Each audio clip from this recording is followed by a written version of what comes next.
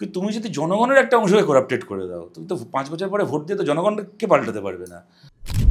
আমরা যারা একসাথে ধরো এসএফআই করেছিলাম সেই সময়, কি যারা ছাত্র পরিষদ করেছে, তৃণমূল ছাত্র পরিষদ, কি ধরো পিডিএসএফ করেছে, কোন নকশাল সংগঠন করেছে, সবাই যে পরবর্তীকালে মানে ফুল অন রাজনৈতিক কর্মী হয়েছে তা তো নয়, কি রাজনৈতিক নেতা হয়েছে।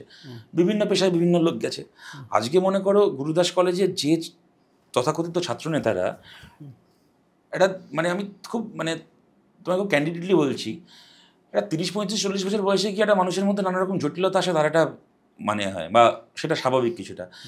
একটা 19-20 বছরের ছেলে মেয়ে যদি শিখে যায় যে আমাকে এইভাবে টাকা ইনকাম করতে হবে, জাল পাস ছাপিয়ে, হ্যাঁ, আর ইয়ে থেকে পয়সা ইনকাম করতে হবে, বলছি এই ছেলে মেয়েগুলোর তো কালকে সবাই যে তৃণমূলের নেতা হবে এমন তো নয়। তৃণমূলের নেতা হলে একদিক থেকে নিশ্চিন্ত, দূর থেকে দেখেও চিনতে পারবো যে হ্যাঁ ভাই, এ তৃণমূলের নেতা, মানে এ চোর, এ চুরি করবে, ডাকাতি করবে, ঠিক আছে, মিটে গেল, যা।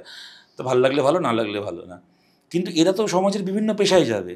কেউ মনে করো সাংবাদিক হবে, কেউ মনে করো হয়তো তোমার মতো অভিনেতা হবে, কেউ মনে করো আর 5টা কাজ করবে, কেউ কোনো ব্যাংকে চাকরি করবে, কেউ পোস্ট অফিসে চাকরি করবে, কেউ নিজের ব্যবসা করবে।